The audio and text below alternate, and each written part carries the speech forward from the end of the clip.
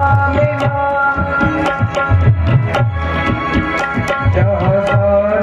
दुनिया झुकती है, सारी दुनिया झुकती है, मुझे वो शिव का दरबार मिला, दरबार मिला। कोई भी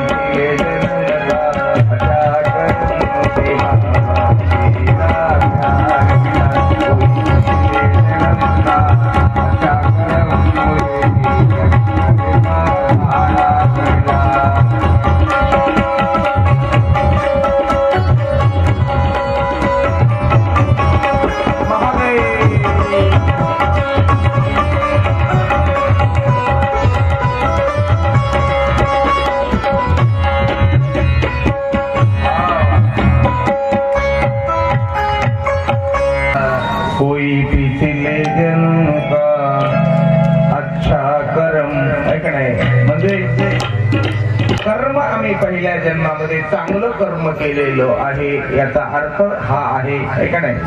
जैसे ज्याचे कर्म तैसे फळ देतो ईश्वर, जैसे ज्याचे कर्म तैसे फळ देतो म्हणून पहिल्या जन्मातलं चांगलं कर्म, चांगलं कर्म काय असतं का नाही, चांगलं कर्म चांगलं कर्म चांगलं कर्म प्रत्येक जण म्हणाले चांगलं कर्म म्हणजे काय करायचं, चांगलं कर्म म्हणजे काय करायचं। कथा संपली की दुसऱ्याचे चप्पल घेऊन जायचे, चांगलं कर्म आहे का नाही। चांगलं कर्म म्हणजे नेमकं काय, म्हणून त्या ठिकाणी महाराज कर्म त्या ठिकाणी चांगलं केलं की त्याचं फळ चांगलं मिळतं, म्हणून चांगलं कर्म केल्यामुळे कोई पिछले जन्म का अच्छा कर्म मुझे श्री शंकर का मिला, सारी दुनिया झुकती है, मुझे वो शिव का दरबार मिला, दरबार मिला। कोई पिछले जन्म का अच्छा कर्म श्री शंकर का सहारा मिला।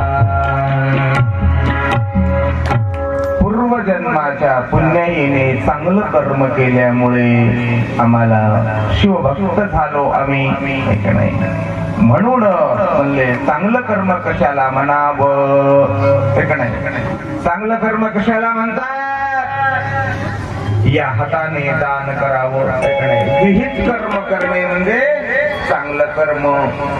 शास्त्रकार म्हणतात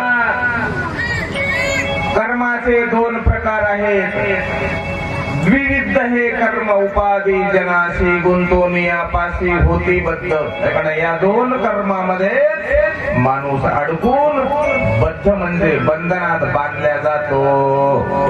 कोणते दोन कर्म, एक आहे विहित कर्म, दुसरा आहे निश्चित कर्म।